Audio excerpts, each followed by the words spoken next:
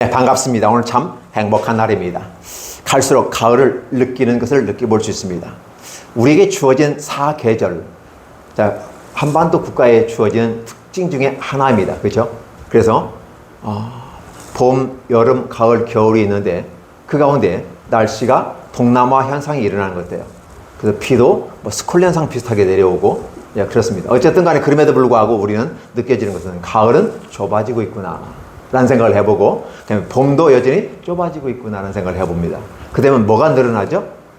무진장 뜨거운 여름과 무진장 추운 겨울이 다가오게 되는 것이죠. 그렇죠? 이렇게 구조가 되다 보니까 우리들의 인생도 행복이 점점 줄어드는 건 아닌가.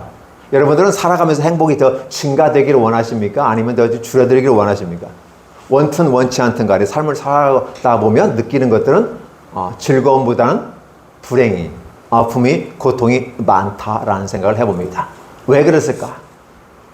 자, 행복이 처음부터 왕창 생겨가지고 끝까지 행복하다면 그 사람은 행복을 느낄 수 있을까요? 없을까요? 우리는 필요악으로서 고통과 아픔과 슬픔이 우리 인생에 있다고 하는 것은 부지중 어쩔 수 없이 받아들일 수밖에 없지만, 그것을 해석을 잘만 한다면 그것이 있음으로 말미암아 우리의 행복은 더 빛나는 건 아닐까를 생각해 봅니다. 그래서 기독교는 어떤 것일까를 한마디로 딱 요약한다면 바로 어떤 모습일까요? 기독교는 고통이 있어야 영광이 있구나. 그렇죠? 우리는 잃은 것을 어떻게 되죠? 고통이 있어야만이 얻는 게 있다. 그죠? No pain, no gain이라는 말을 쓰게 됩니다. 그래서 수고하고 노력한 그것은 대단히 우리에게 유익하구나 라는 거죠. 그래서 오늘 이 성경 마가복음 10장 32절로 45절에 있는 말씀을 중심으로 낮아지는 예수님과 높아지는 제자들이란 제목으로 말씀을 함께 나누고자 원합니다. 이상하죠? 저는 이 기독교를 바라보면서 굉장히 아리송한 게 기독교라고 생각합니다. 일반 세상 종교들은 어디에 기초를 두냐면 일반 상식과 윤리와 도덕의 기초로 해석합니다. 그걸 건강한 종교라고 말합니다.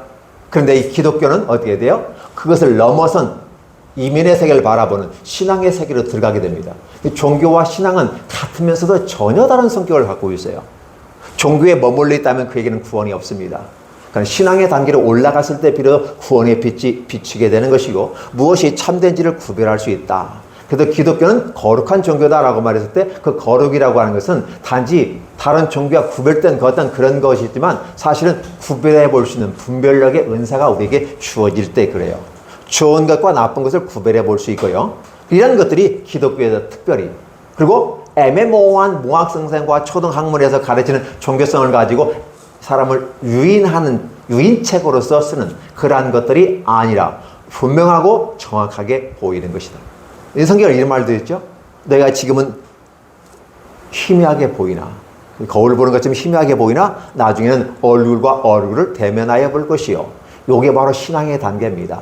그런데 죽어서 그 얼굴과 얼굴을 대면하는 세계가 아니라 이 땅에 살아있으면서도 얼굴과 얼굴을 대면하는 사건들이 발생합니다.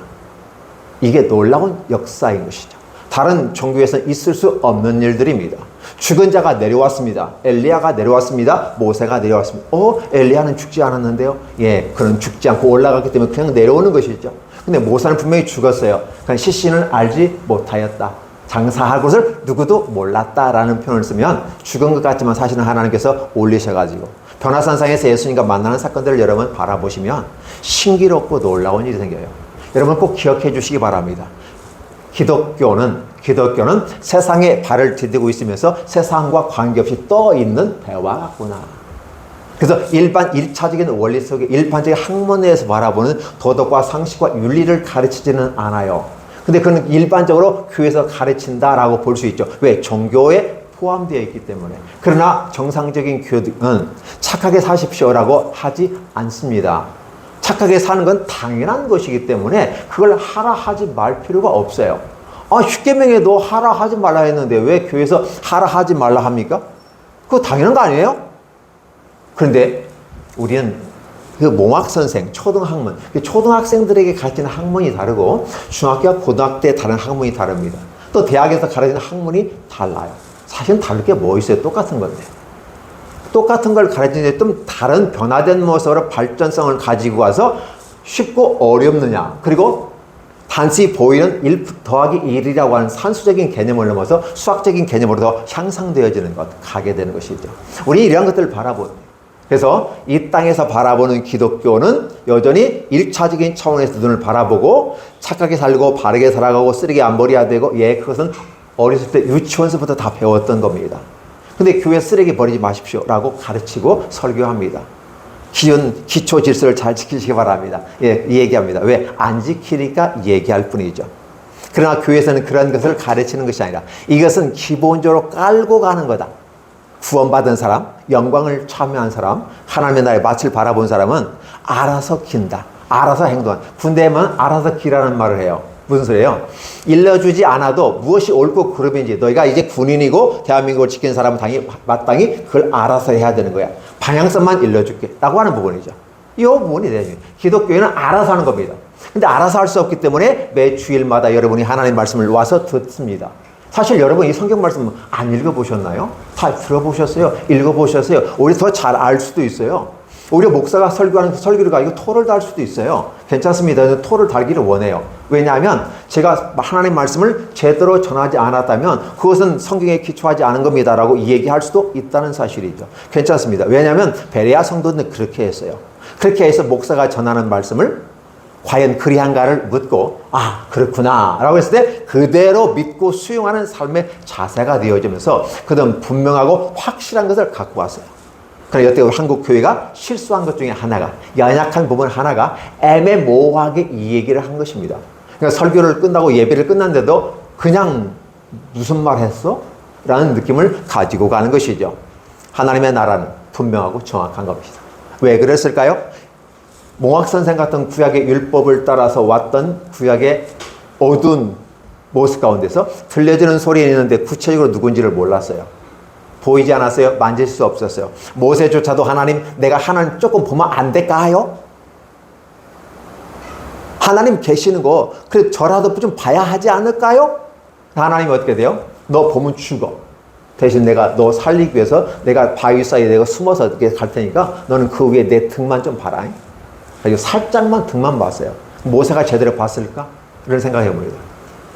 오늘 우리들에게 하나님이 주신 경고죠. 우리 하나님은 분명히 계시고 살아계십니다. 네가 보면 죽으니까 왜? 오염된 죄 가운데 있는 자로서는 분명히 죽어요. 그런데 내가 너에게 보여줄 거다라고 하는 것은 은혜의 빛을 줄 거다라는 것이죠. 그래서 모세를 통해서 본 거죠. 이 모세를 본 것은 구체적으로 정확하게 예수 그리스도께서 보여주시는 거죠. 이게 우리가 마가복음을 바라보는 관점이거든요. 하나님의 나라에 대해서 구약의 성경 말씀들을 정확하게 신약에 와서 말씀을 보여주고 정확하게 얘기합니다. 그래서 결국은 오신 예수 그리스도는 하나님의 아들로서 복음의 시작이라고 말하고, 중간평가에서는 주는 그리스도시요 살아계신 하나님의 아들입니다라고 중간평가에서 베드로가 100점을 때려버렸어요. 어쨌든 찍었던 하나님이 가르치셨던 100점은 맞은 거 아니겠습니까? 통과는 됐어요. 그럼에도 불구하고 베드로가 자기가 확신 있게 쓴 게 아니라 하나님께서 주신 말씀이었기 때문에 지도 헷갈려요. 주는 그리스도시요 살아계신 하나님의 아들입니다 라는 표현을 쓸 때 주님은 그리스도, 메시아라는 단어는 십자가에 죽으시고, 왜? 대제사장이 죽어서 온 나라 죄를, 백성들을 살리는 거기 때문에. 그렇다면 메시아, 그리스도라고 하는 것은 바로 새로운 왕, 다윗과 같은 왕으로서 로마가 식민지를, 이스라엘을 식민지하듯이 이스라엘이 로마를 식민지하고 마치 다윗 때 전 국가를, 전 주변 국가를 다 통치해 나가는, 관리해 나가는, 그죠? 광개토 대왕, 그 정도의 그 위엄과 능력을 갖고 가는 것처럼 느껴지게 그들은 바라보았던 것입니다. 그들 영광 중에서라는 표현을 쓰게 돼요. 자, 보시기 바랍니다.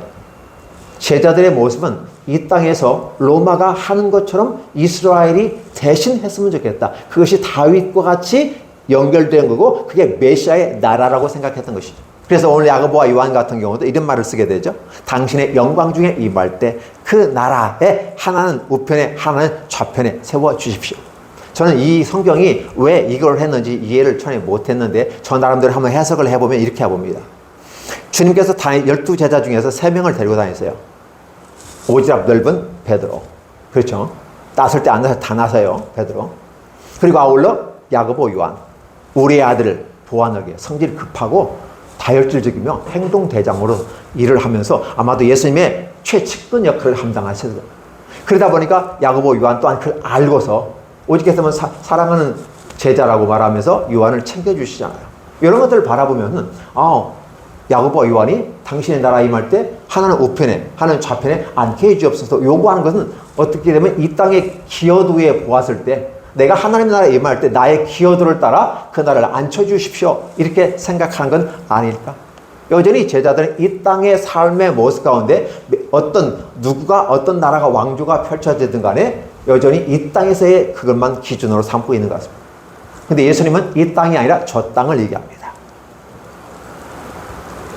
그래서 구약의 모습을 이야기했지만 여전히 구름을 잡는 것처럼 이스라엘 백성들이 선면들이 이해하고 하나님을 오해하고 배척하고 떠나버렸다는 사실을 구약에서 이야기하는데 신약에서는 그렇다면 너희가 그렇게도 보고 싶고 그렇게도 만지고 싶었던 하나님을 보내주겠다라고 한 것이 바로 예수님이에요.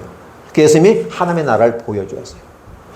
저 천국에는 올라간 자만이 알 수 있고 바라본 자만이 얘기할 수 있는데 바로 하늘로부터 본 그가 하나님의 세계에서 우리에게 얘기해 주는 것이 보다 분명하고 정확하지 않은가라는 것이 하나님의 나라에 우리에게 주신 복음이라는 사실이죠. 그래서 여러분들은 신앙생활을 할 때 이제 구약에 구름 잡는 것처럼 그 봉사가 코끼리 만지는 것처럼 알 것이 아니라 분명하고 정확하게 알아가는 것이 아름다운 신앙의 모습으로 여러분이 성장하며 성숙하는 것입니다.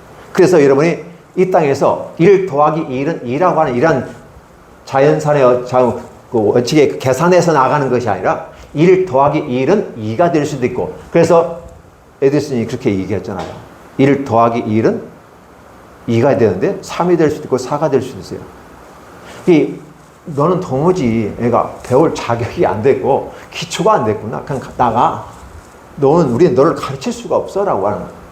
이것을 우리가 바라보면 이게 굉장히 유명한 일이잖아요. 근데 왜 에디슨은 1 더하기 1은 2가 아니라 3과 4가 5가 6이 될 수 있다고 얘기했을까? 바로 하나님의 은혜가 임하고 하나님의 세계가 보이면 그렇게 보이게 됩니다. 근데 그 세계가 보이지 않는 제자들은 여전히 딴짓거리하고 있다라고 표현해보면 어떨까?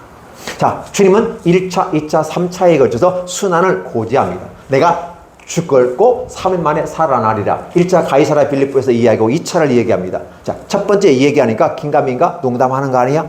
권사님 농담하지 마시죠? 이렇게 가는 겁니다. 그냥 갔는데 2차 또 얘기해요. 그러다 보니까 어때요? 이거 분명한 거 아니야? 진짜예요? 두렵고 무섭고 떨리기 시작합니다. 3차에 또 얘기해요. 이건 분명하고 정확하고 확실하고 확실적이구나. 이미 결정된 사안이구나. 이건 우리가 거부할 수 없는 상황이구나. 따라가야 되고 라는 생각을 하게 되고 예수님은 그 길을 가기 위해서 다시 얘기합니다. 오늘 본문에 예루살렘으로 올라갑니다. 예루살렘을 올라간다고 했을 때 어떤 의미가 주어졌나요? 십자가에 못 박혀 죽으시기 위해서 올라가는 것 아닐까요? 자, 그렇다면 올라가는데 여전히 3차까지 얘기하니까 따르는 제자들이 놀랐고 다른 자들이 두려워하더라. 그 예수님은 앞서서 리드하고 가셨다. 이 설명을 자세히 해주고 있어요. 그림을 한번 그려보시기 바랍니다. 그렇죠? 예수님은 앞서 막 그냥 지금 발걸음이 급하니까 총총총총 가는 느낌을 그리는데 제자들은 한 발짝 한 발짝 뛰는 게 천근만근이야. 왜? 두렵고 떨리니까 이거 따라가야 돼 말아야 돼? 좀 멀리 좀 떨어져서 여차하면 뒤로 튀는 거 아니야? 이런 생각을 해보는 것이죠. 이렇게 해서요 결국은 무거워. 그러니까 이런 걸 딱 뒤에 예수님께서 야 얘들아 했는데 딱 대답이 없네. 딱 뒤로 딱 들어보는 순간 제자들이 저 뒤만 있는 거예요. 제가 예수님이 다시 또 돌아가가지고 야 이거 다시 모여봐. 다른 사람 다 가시오. 12제자 모아놓고 특수 강화 훈련을 시킵니다. 예수께서 뭘 얘기하실까요? 자기가 어떻게 죽을 거에 대해서 이 얘기하신다고 본문에 기록하고 있잖아요. 하나님의 계획을 얘기하고 내가 예루살렘에 올라간다. 지금 미래의 사건을 얘기할 거야. 대제사장과 서기관들이 준비되고 있어. 내가 가면 그들은 나를 결국은 심판하게 되고 나를 이방인에게 넘겨줄 거야. 이방인은 구체적으로 로마. 왜? 로마가 그날을 식민지 삼고 있었기 때문에. 이런 얘기를 자세히 해줘요. 로마 군인은 나를 채찍질하고 매를 때리고 침을 뱉고 모독할 거다. 그리고 나를 죽일 거야. 근데 말이야 중요한 것은 내가 3일 만에 살아나야. 근데 참 재미있는 게 사람이 죽으면 살아나는 걸 본 적이 없는 사람들은 나사로가 죽었다가 살아나는 걸 보았음에도 불구하고 여전히 그들은 믿지 않는 거죠. 죽으면 땡이지 살아나기는. 나도 얘기할 수 있어요. 그건 목사님만 얘기하고 예수님만 얘기하니까 누구나 다 할 수 있어요. 물론 여러분 기억해 주세요. 마르다가 이 말합니다. 나사로가 살아난다고 하니까 예, 마지막 날에는 그렇게 될 줄로 믿습니다. 너무 지혜롭게 얘기하는 것 같아요. 마지막 날에는. 근데 주님께서 뭐라고 합니까? Now and here요. 지금 당장이란 사실을 얘기해요. 에? 진짜요? 마지막 날이 아니고요? 왜? 그 마지막 날에 주님이 재림하시기 때문에 그 일이 이루어진다면 주님이 초림하셔서 오신 이 사건 속에서 하나님의 나라가 임하고 너에게 보이는 모든 기적과 능력들을 바라보면서 무엇이 생각나느냐? 무엇을 너희는 느낄 수 있었느냐? 여러분의 마음속에 무엇이 들어왔느냐를 묻는 거예요. 지금 당장이라는 거예요. 그래서 돌을 옮겨라 라고 해서 나사로야 나오라. 냄새가 나나이다. 괜찮아. 썩어 뭉그러졌는데 다시 썩어진 것이 다 회복되나요? 이것은 기적 중에 기적이고 있을 수 없는 일들이에요. 왜 그러고 했을까? 내가 죽은 자 가운데 살아날 것을 친히 제자들에게 보여주고 그로 말미암아 확실성 있게 가면서 십자가에 못 박혀 죽으시고 살아나실 예수 그리스도를 분명한 얘기해 줬음에도 불구하고 여전히 그런 두려워하고 무서워하다. 오늘 이 시대를 살아가는 우리는 어떤 모습일까? 우리들의 목적은 이 땅에서 잘 먹고 잘 사고 행복하는 거예요. 자, 이 땅에 행복하는 모습은 첫째, 경제성이 필요합니다. 돈이 있어야 행복해요. 100세 시대 때 돈 없으면 참 어려워. 노생활이 어렵기도 합니다. 왜? 일찍 죽으면 돈이 필요 없어요. 죽으면 끝나니까. 그냥 너무 오래 살아도. 너무너무 힘든 거죠. 80세까지 준비했는데 100세까지 살아야 되기 때문에 20년은 어떻게 때우지? 어떤 분은 이런 분도 있어요. 그죠? 경제가 중요하다는 걸 압니다. 그 다음에 더 중요한 건 뭘까요? 100세까지 살아가면서 외롭잖아요. 사람과의 좋은 관계성은 사회성의 문제예요. 그렇죠? 좋은 관계 맺어가는 아주 중요한 거예요. 그 다음에 더 중요한 건 뭘까요? 사회성이 있으면 뭐해? 같이 움직여야 되는데 근력이 없으면 안 돼. 운동을 해야 돼. 옛날에는 보약 먹고 오래 살라고 했는데 보약 먹고 오래 살고 딴짓거리 하니까 안 되잖아요. 근력을 키우면 더 보약을 먹는 것과 똑같은 일이죠. 그래서 근력을 키우면서 나아가는 거죠. 그러면 경제적인 문제, 사회성의 문제, 자, 건강의 문제, 근력의 문제입니다. 그러면 또 뭐가 있을까요? 어떤 게 행복할까요? 내 속한 자녀들이 잘 되는 모습 아니겠습니까? 그건 행복한 겁니다. 우리는 이것만을 추구하게 됩니다. 이것에 반하는 행동들은 있을 수 없는 일이에요. 비록 예수님이라 할지라도 베드로가 예수님을 꾸짖잖아요. 아무리 내 스승이라 할지라도 젊은 사람이 죽음에 대해 함부로 그렇게 얘기할 수 있냐고. 주는 그리스도의 살아계신 하나님의 아들입니다 라고 말해서 해놓고 그 다음에 가서 죽어 왜 죽어? 이런 식의 따지고 되는 걸로. 젊은 사람이 말이야 아무리 얘기해도 좀 오래 살아야지. 당신을 따라다니는 우리를 생각해 줘야지. 확 죽어버리면 우리는 어떻게 하라고. 닭 줬던 개 되는 거 아니야? 이런 식의 표현이 이랬을 것입니다. 예수님이 사탄아! 네, 물러가라. 우리 예수님이 더 강력하게 얘기합니다. 내가 하나님의 일을 생각지 아니하고 사람의 일을 생각하고. 제자는 여전히 이 땅의 것만 생각해요. 예수님 왜 따라왔을까요? 좀 잘 먹고 잘 살고 출세할 수 있는데. 그렇죠?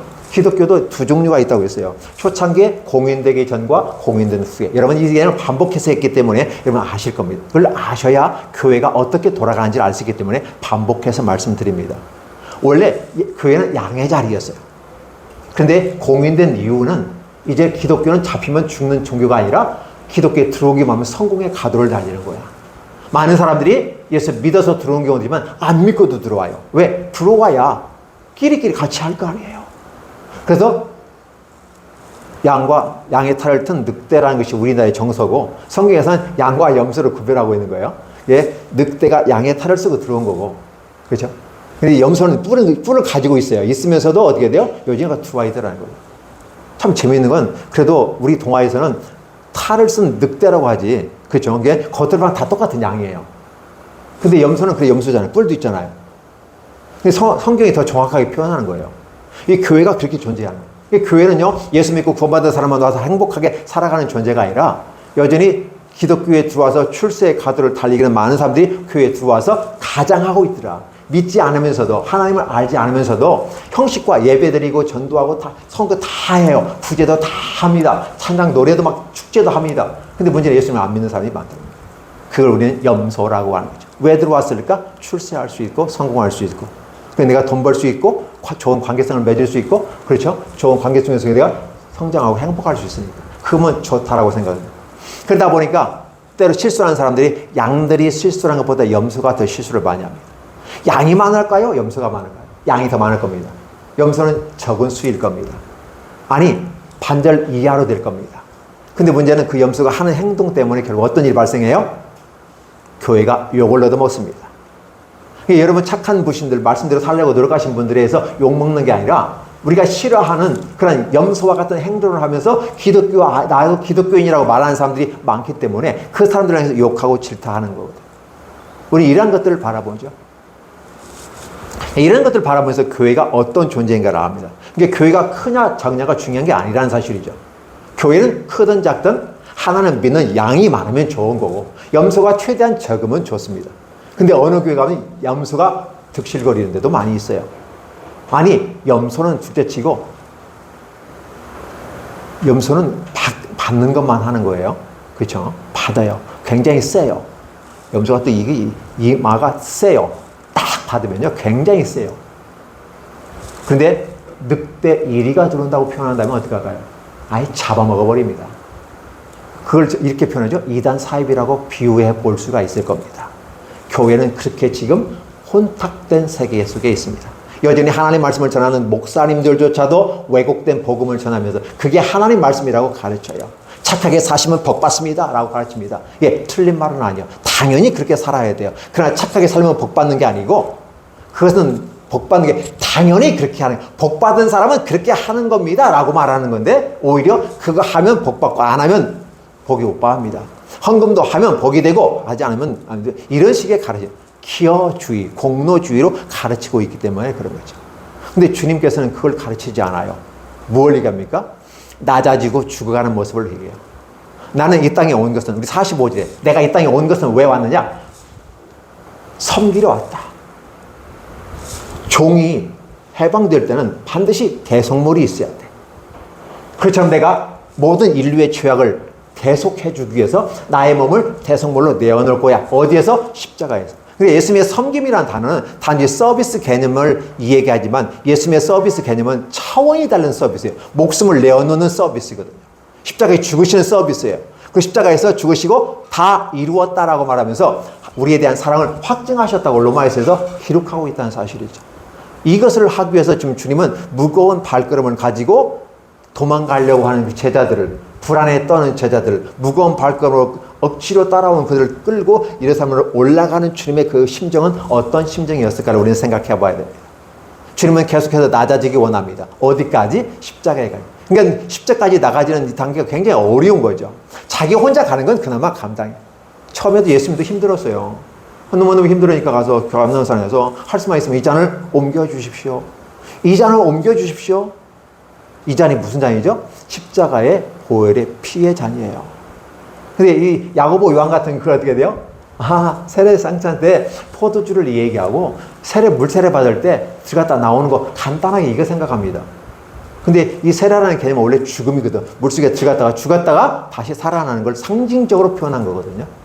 그래서 예수님께서 잔과 세례를 받을 수 있느냐 그랬더니 그거야 충분히 받을 수 있죠. We can! 이렇게 하는 거죠. 받을 수 있다는 거예요.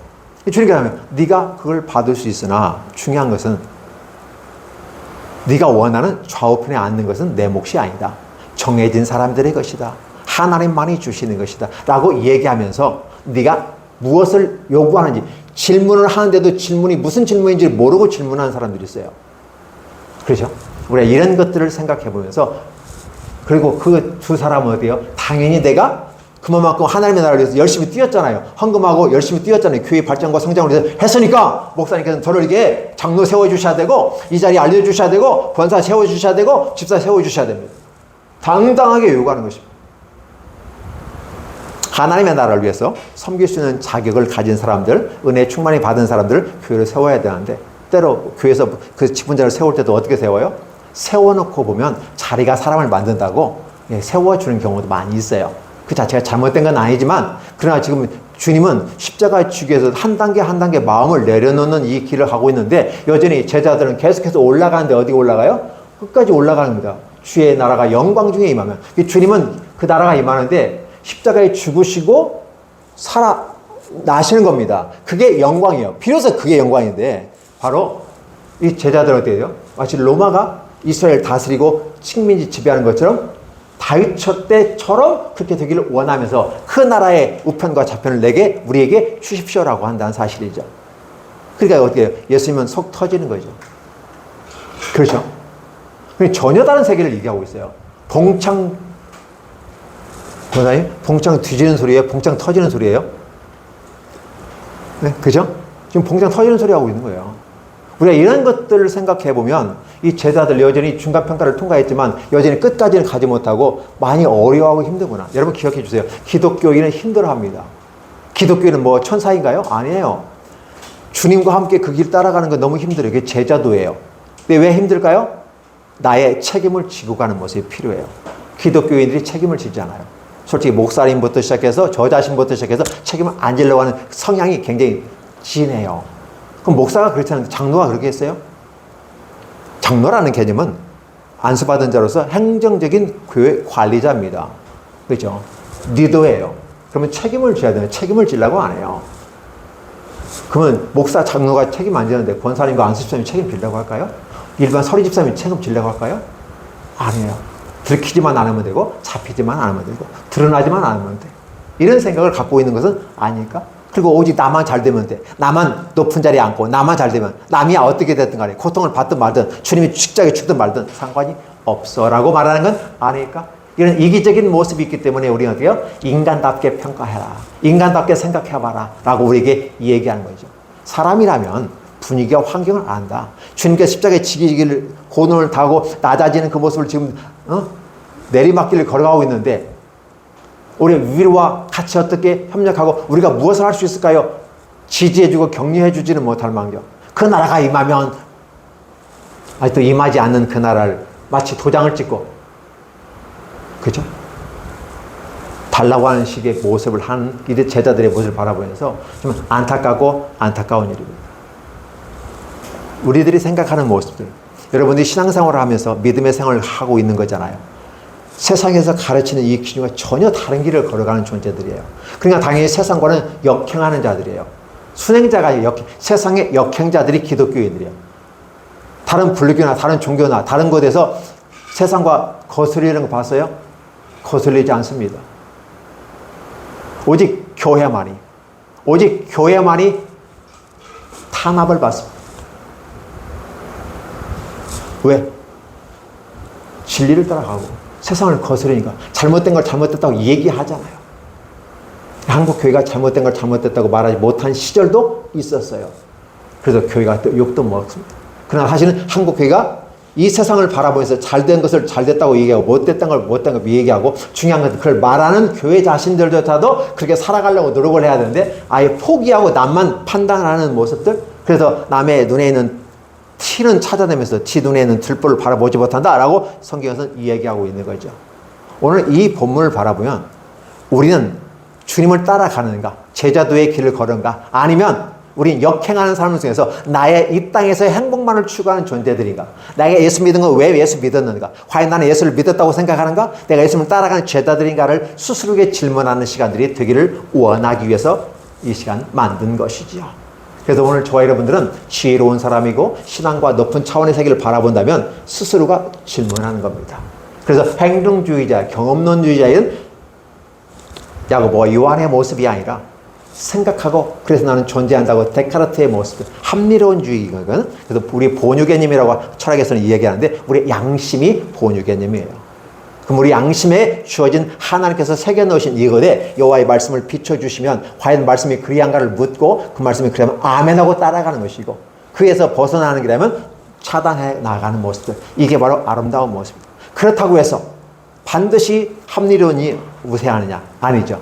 행동하지 않는 믿음은 죽은 믿음이기 때문에. 그래서 믿음, 아까 믿음으로 구원받는다고 했을 때 그 믿음이라는 단어는 바로 본유개념 속에서 주의 말씀을 들었을 때 깨닫고 문이 열려지면서 수용의 자세까지 임한 다음에 보다 성숙한 모습으로 책임을 질 수 있는 사람이 행동을 옮겨지는 것. 이게 순서가 됩니다.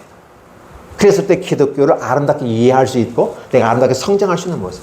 그래서 기독교에 존속할 수 있는 모습. 교회는 우리 박 목사님이 얘기하신 것처럼 우리는 자립교회입니다라고 말했을 때 저는 감동을 받았다고 그랬어요. 크고 작음의 문제가 아니라 우리가 자립해서 끝까지 참고 견뎌 인내하면서 주님 오시는 날까지 우리는 가겠습니다. 누구 돈 받지 않고. 이게 자립교회입니다. 경제적인 부분 속에서 제재를 받지 않아요. 얼마든지 갈 수 있다면 얼마든지 독립교회가 되고 자립교회가 되는 것이죠. 그렇죠? 우리 이런 모습들을 바라보면서 교회가 결국은 살아있다는 개념은 뭐냐? 나이가 가진 사랑과 믿음을 어떻게 사랑으로 실천해 나가며 신앙생활에서 더 발전된 모습 생활 신앙인이 되어서 내 삶 전체를 전철해가는 과정 속에서 하나님의 나라가 그 사랑이 나로 말미암아 우리로 말미암아 우리 교회로 말미암아 던져지고 확산되어지는 모습으로 나아가기가 만들어가는 과정. 그것이 영향이 크든 작든 간에 이 작은 나의 빛부터 시작해서 횃불 같은 빛으로 우리에게 임하게 됐을 때 하나님은 놀라운 역사로 함께 하신다는 사실을 기억해 주셨으면 좋겠어요. 여러분들은 주님과 동행하십니까? 주님과 역행하십니까? 라는 질문을 우선 먼저 자신에게 질문해 보시고 그 다음에 나는 얼마만큼 뒤처져 있는가? 얼마만큼 무겁고 답답한 마음으로 지금 주님 같이 몇 미터 떨어져서 가는가를 한번 생각해 보셨으면 좋겠습니다. 1m를 측근으로 바라보고 100m를 50보 100보라는 말 쓸 때 100보 1보 예수님 1보 뒤에서 따라갑니까? 100보 뒤에서 따라갑니까? 아니면 50보 뒤에서 따라갑니까? 50보 100보라는 말을 했을 때는 뭐냐면 50m 도망간 사람과 100m 사람 사이에서 이해를 하는 거죠. 그렇죠? 거기에서 뭐라고 그래요? 나는 50m 밖에 도망 안 갔어. 너는 100m 도망갔구나? 얘기하는 거예요. 도망간 건 마찬가지예요. 근데도 어떻게요? 나는 50m 도망갔으니까 난 너보다 더 의로워 라고 말한다면 완전히 종교생활을 하는 것입니다. 신앙생활은 오직 주님을 위해 주의 영광을 위해서 참고 견디고 이겨나가는 내려가는 자의 삶이 되어야 돼요.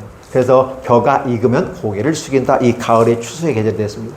더 무겁게 숙인 그곳에서 나랄들을 벼다를 더 받아낼 수 있지 않을까요? 근데 아직도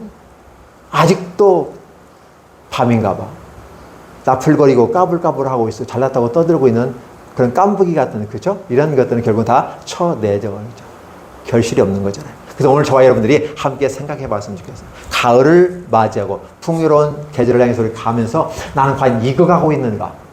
라고 하는, 나는 과연 한 해를 마음은 어떠한 프루츠, 열매들을 생산품을 만들어 내놓을 수 있을까를 생각해 보면서 나아가는 건 어떤가? 이전부터 하나 있으면 추수감사절이 우리에게 다가오게 되는데 그 추수감사절을 바라보면서 오늘 어떤 모습으로 추수감사를 맞이할 것인가? 한 해를 마감하면서 하나님께서 우리 함께 하셨습니다라고 얘기할 수 있을까? 아니면 여전히 우리는 높아지기 원하고 잘나기 원하고 성공하기 원한 그것에 여전히 목매고 살아가는 건 아닌가를 생각해 보는 시간들이 되었으면 좋겠습니다. 자, 낮아지는 건 힘들고 어렵습니다. 그러나 누가 할 수 있나요? 책임 있는 사람, 성숙한 사람. 부모님은 참고 견디고 어렵습니다. 부모님도 살아가는 길 보면 처음 가요. 우리 권사님이 가셔서 권사님은 좋으시겠어요? 오래 사셨으니까 왜 지혜로우니까 삶을 살았잖아요. 다 아실 거잖아요. 라고 말하지만 나도 처음 가는 길이야 라고 말하는 거죠. 부모는 처음 가는 길이에요. 근데 부모가 뭐가 장점인지 아세요? 나의 부모님이 가시는 길을 보면서 보고 경험한 게 있기 때문에 이 길이 힘들다는 걸 알아. 그런데 내 자녀가 뒤에 따라올 때 힘들다고는 안 해. 부모님들은 힘들다고는 안 해요. 근데 요즘에는 심리학적으로, 상담학적으로 봤을 때는 부모도 힘들다는 사실을 자녀가 모르니까 얘기해서 감정적으로 이해를 하게끔 화를 내서 알려주는 게 아니라 나도 부모고 나도 처음 가는 길이니까 힘들어. 그럼에도 불구하고 너희들이 있기 때문에 너희를 위한 사랑이기 때문에 내가 참고 견디는 거야. 근데 너희는 누구를 바라보면서 참고 견디겠냐라고 질문하는 것 또한 아름다움이 아닌가 생각해 봅니다. 그렇죠? 부모님들은 권사님 그러죠? 네. 힘든 거 알아요. 자녀들을 향해서 그 자녀들이 잘 성장하고 자리 잡기까지 부모들은 묵묵하게 가는 아름다운 모습이 있다는 사실을 꼭 기억해 주셨으면 좋겠습니다. 내려가는 건 힘듭니다. 책임을 지는 거 힘듭니다. 그렇죠? 성숙하다고 하는 건 쉬운 일이 아니에요. 철든다는 건 무거워요. 왜 철들어? 철들면 그냥 쇠들면 무겁잖아요. 철든 무겁습니다. 그만큼 책임감이 뒤따른다는 거잖아요. 두렵고 무섭고 떨림으로 무거운 발걸음으로 가는 것이 아니라 진짜 책임감을 가지고 무겁지만 묵묵하게 가는 이런 주님의 발걸음과 나풀나풀 거리면서 사실 이익만을 따라가는 제자들, 그리고 나 기여했어요, 뭐 했어요, 나 이거 주시면 안 돼요, 이거 주셔야 됩니다, 당당하게 지금 외치는 그 모습은 주님과는 전혀 다른 쪽에서 긁고 있다, 등을 굽고 있다고 생각되어집니다. 그래서 여러분들이 지혜롭고 믿음의 잔, 아름다운 모습으로 성숙해가는 아름다운 가을날들의 신앙들이 되었으면 좋겠습니다. 기도합니다. 하나님 고맙습니다. 감사합니다. 인도하시는 주님의 귀한 사랑과 은혜 가운데서 이 좋은 날을 우리에게 선물로 주셨습니다. 기뻐하고 찬양하며 행복합니다. Joyful Life가 주님 안에서 이루어지게 되는데 하나님의 영광 가운데 우리가 그런 삶을 살아 돌아가도록 도와주옵소서. 이 주간을 또 시작함으로 말미암아 한 주간이 펼쳐지고 열려지게 될 때 그 열려지는 그 모든 세계 속에서 하나님의 인도하심을 따라가게 도와 역사해 주시옵소서. 지금은 멀리 느껴지지만 저 뒷면에 이면의 세계 더 밝고 빛나는 아름다운 세계가 우리에게 주어졌사오니 오늘도 그 타겟 목적지를 향해서 오늘도 힘써 나아가는 우리 아름다운 모습들이 되게 하여 주시옵소서. 빛나가는 인생의 모습이 아니라 관역에 정확하게 맞추는 화살처럼 펜을 울릴 수 있는 그런 화살이 되는 거죠. 우리 인생도 그렇게 주님 앞에 관역에 온전하게 꽂힐 수 있도록 축복해 주시고 그 걸음을 인도해 주시옵소서. 오늘 예배 참석한 주의 종들 머리에 또 하나님의 말씀을 듣는 모든 분들에게 하나님의 영광과 능력과 권능이 함께 하셨던 것처럼 오늘 우리들의 삶 속에도 있게 하여 주시옵소서. 예수님의 이름으로 축복하며 기도하옵나이다. 아멘.